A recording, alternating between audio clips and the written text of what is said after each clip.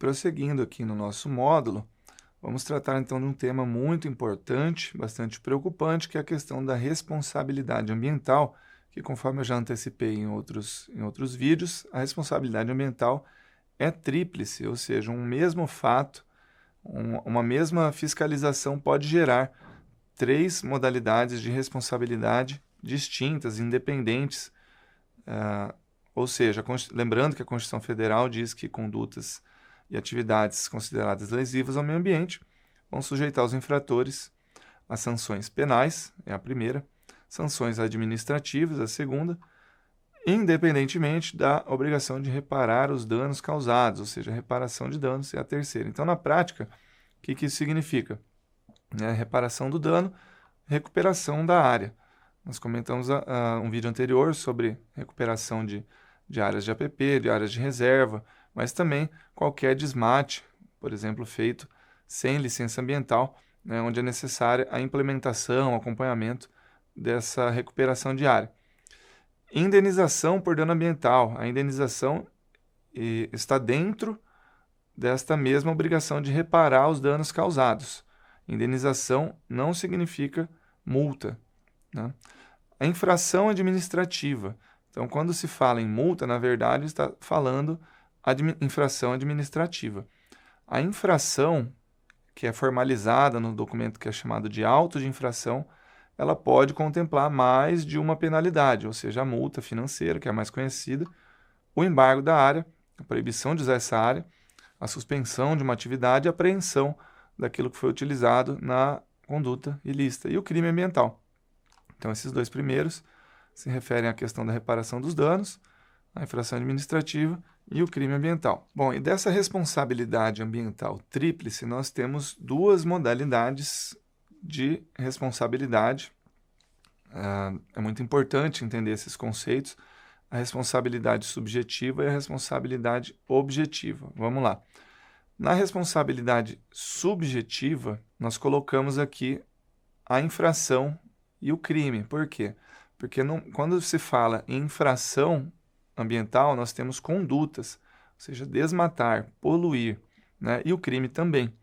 Então, por isso que se chama responsabilidade subjetiva, ou seja, depende do quê? Da comprovação de autoria, né? Se a pessoa foi responsável por essa conduta, se dessa conduta houve um nexo de relação com o dano causado, então por isso que essa responsabilidade se chama de subjetiva. Então depende, é necessário o elemento culpa, ou seja, a existência de uma negligência, imprudência, imperícia, dolo, para punir o real infrator, né? Então também é necessário o nexo de causalidade com o dano, a demonstração de que a conduta foi cometida pelo transgressor. Então isso se aplica na infração administrativa, que gera multa, gera embargos, e também no crime ambiental. E a responsabilidade objetiva é relacionada à reparação do dano.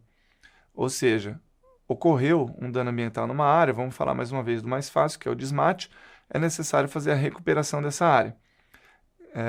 E nessa obrigação de reparação, de recuperação, não interessa saber quem causou, né? Porque essa é uma obrigação que está gravada no imóvel, né? No imóvel rural. Então, não há necessidade de comprovar a intenção de causar um dano, por isso o nome objetiva. Não é necessário provar a culpa, provar o dolo do causador, do dano, para que ele seja obrigado a reparar. Então, basta a comprovação de um dano e que determinada atividade foi causadora desse dano, né, para obrigar a reparação. Então, aqui tem uma tabela explicando melhor isso que eu comentei, os tipos de responsabilidade, administrativa, criminal e a civil.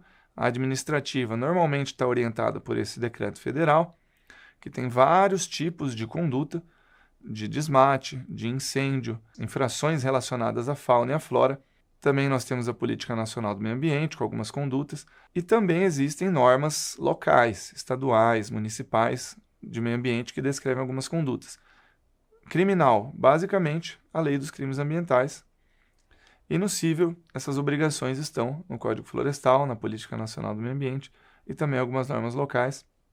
Aqui para facilitar, então, como eu falei, penalidades administrativas e criminais, que são descritas as condutas, a responsabilidade é subjetiva. E no civil, a responsabilidade é objetiva. E quais são os instrumentos?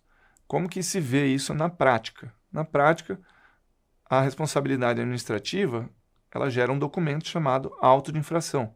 Existe uma multa no auto de infração, se essa multa não é paga, ela gera uma execução fiscal. O criminal, ele começa com um boletim de ocorrência ou um inquérito criminal no Ministério Público, pode se transformar numa ação judicial penal. E no civil, começa com um inquérito civil ou mesmo a fiscalização de um órgão ambiental, da Polícia Militar. Isso pode se transformar numa ação civil pública.